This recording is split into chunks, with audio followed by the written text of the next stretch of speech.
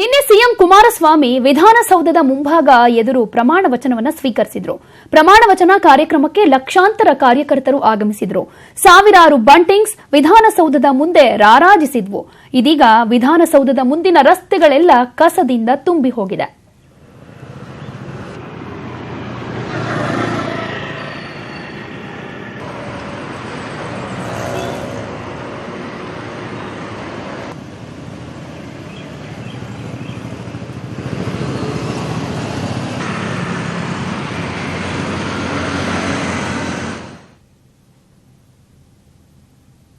ರಾಮನಗರದಲ್ಲಿ ಟಿಕೆಟ್ ಕೊಟ್ರೆ ಸ್ಪರ್ಧೆ ಮಾಡೋದಕ್ಕೆ ನಾನು ರೆಡಿ, ಹೀಗಂತ ಜೆಡಿಎಸ್ನ ಯುವ ನಾಯಕ ಎಚ್.ಡಿ. ರೇವಣ್ಣ ಮಗ ಪ್ರಜ್ವಲ್ ರೇವಣ್ಣ ಹೇಳಿದ್ದಾರೆ.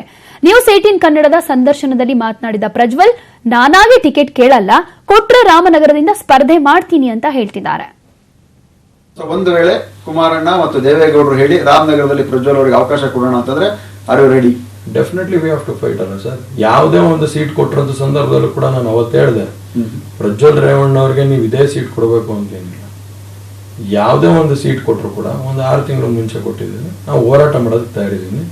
ನಾನು ಪಕ್ಷದ ಒಬ್ಬ ನಿಷ್ಠಾವಂತ ಕಾರ್ಯಕರ್ತೆ. ಯಾವುದೇ ಒಂದು ಅವಕಾಶ ಕೊಟ್ಟರು ಕೂಡ, ಇವತ್ತು ಬರೀ ಹಾಸನ ಜಿಲ್ಲೆ ಅಂತಲ್ಲ, ಇವತ್ತು ಮೈಸೂರಿಗೂ ಹೋರಾಟ ಮಾಡಿದ್ದೀನಿ, ನಂತರ ಒಂದು ಬೆಂಗಳೂರು ಸಿಟಿ. ಇವತ್ತು ನಮ್ಮ ಪಕ್ಷದಿಂದ ಆಗಲಿ ನಮ್ಮ ಕುಟುಂಬದಿಂದ ಆಗಲಿ ಬೆಂಗಳೂರಲ್ಲಿ ನಿಲ್ತೀನಿ ಅಂತ ಬಂದಂಥ ಏಕೈಕ ವ್ಯಕ್ತಿ ಮೊದಲನೇದಾಗಿ ನಾನೇ ಅಂತ ಭಾವಿಸ್ಬೇಕಾಗುತ್ತೆ. ಇವತ್ತು ಅಂತ ಸಂದರ್ಭದಲ್ಲೂ ಕೂಡ ಬೆಂಗಳೂರಲ್ಲಿ ನಿಂತು ನಾನು ಫೈಟ್ ಮಾಡ್ತೀನಿ ಅಂತ ಸಂದರ್ಭದಲ್ಲೂ ಬಂದಿದ್ದೆ. ಹಾಗಾಗಿ ನಾನು ಯಾವುದಕ್ಕೂ ಏನೋ ತಲೆ ಕೆಡಿಸ್ಕೊಳ್ಳೋದಕ್ಕೂ ಹೋಗಿಲ್ಲ. ಯಾವುದೇ ಒಂದು ತಾಲೂಕು ಕೊಟ್ಟರು ಕೂಡ ಇಲ್ಲ ಯಾವುದೇ ಒಂದು ಜವಾಬ್ದಾರಿ ಕೊಟ್ಟರು ಕೂಡ ಅದನ್ನೊಬ್ಬ ಪಕ್ಷದ ನಿಷ್ಠಾವಂತ ಕಾರ್ಯಕರ್ತನಾಗಿ ನಾನು ನಿಭಾಯಿಸ್ತೀನಿ. ಬಟ್ ನಮಗೆ ಈಗ ಮಾತುಗಳು ಕೇಳಿ ಬರ್ತಿರುವಂತದ್ದು ರಾಮನಗರಕ್ಕೆ ಅನಿತಾ ಕುಮಾರಸ್ವಾಮಿ ಅವರು ನಿಲ್ಲಿಸೋ ಒಂದು ಪ್ಲಾನ್ ನಡೀತಾ ಇದೆ ಅನ್ನೋದು. It may be right or wrong, ನಮ್ಗೆ ಗೊತ್ತಿಲ್ಲ, ಬಟ್ ಒಂದು ಪರ್ಸೆಪ್ಷನ್ ಆ ತರಕ್ಕೆ ಬರ್ತಾ ಇರುವಂತದ್ದು.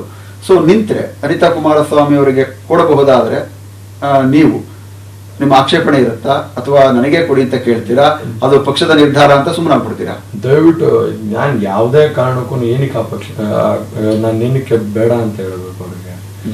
ನಾನು ಯಾವುದೇ ಕಾರಣಕ್ಕೂ ಬೇಡ ಅನ್ನೋದಿಲ್ಲ.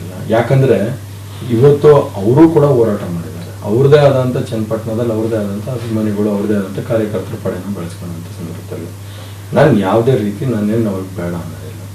ಇವತ್ತು ಅನಿತಾ ಕುಮಾರಸ್ವಾಮಿ ಅವ್ರು ನಿಂತರೂ ಕೂಡ ನಾವೆಲ್ಲರೂ ಪಕ್ಷದ ನಿಷ್ಠಾವಂತ ಕಾರ್ಯಕರ್ತನಾಗಿ ನಾನು ಅಲ್ಲಿ ಹೋಗಿ ದುಡಿಬೇಕಾಗ್ತದೆ.